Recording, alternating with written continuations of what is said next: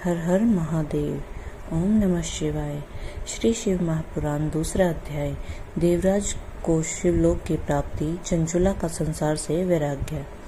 श्री शौनक जी ने कहा, आप धन्य हैं सूत जी, आप परमार्थ तत्व के ज्ञाता हैं। आपने हम पर कृपा करके हमें यह अद्भुत और दिव्य कथा सुनाई है। भूतल पर इस कथा के समान कल्याण का और कोई साधन नहीं है। आपकी कृपा से यह बात हमने समझ ली है। सूत जी, इस कथा के द्वारा कौन से पापी शुद्ध होते हैं, उन्हें कृपा पूर्वक बताकर इस जगत को कृतार्थ कीजिए।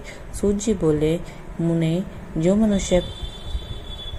मनुष्य पाप, दुराचार तथा काम, क्रोध, मद, लोभ में निरंतर डूबे रहते हैं, वे भी शिव पुराण पढ़ने अथवा सुनने से शुद्ध हो जाते हैं तथा उनके पापों का पूर्णतया नाश हो जाता है। इस विषय में मैं तुम्हें एक कथा सुनाता हूँ। देवराज ब्राह्मण की कथा।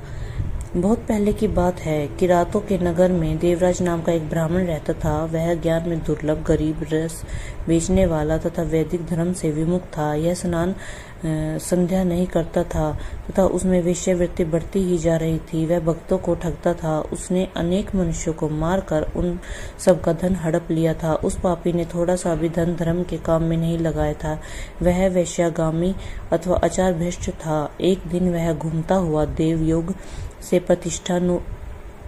प्रतिष्ठानपुर झूसी प्रयाग जा पहुंचा। वहां उसने एक शिवालय देखा जहां बहुत से साधु महात्मा एकत्रित हुए थे। देवराज वहीं ठहर गया।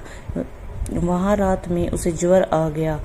उसे बड़ी पीड़ा होने लगी। वहीं पर एक ब्राह्मण देवता शिव पुराण की कथा सुना रहे थे। ज्वर में पड़ा देवराज भी ब्राह्मण के मुख से शिव कथा को निरंतर सुनता रहता था। एक मास बाद देवराज ज्वर से पीड़ित अवस्था में चल बसा।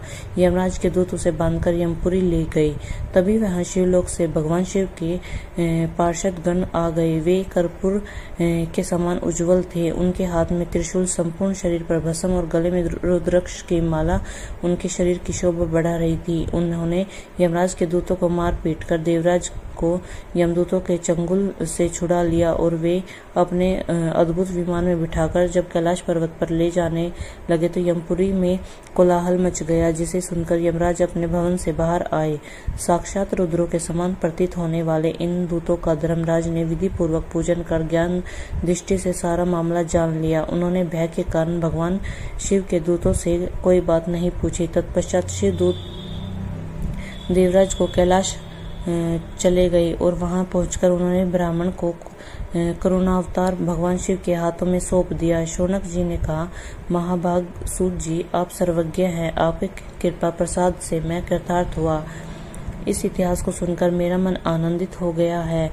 अतः भगवान शिव में प्रेम बढ़ाने वाली दूसरी कथा भी कहिए। तीसरा अध्याय समाप्त। हर हर महादेव। ओम नमः शिवाय।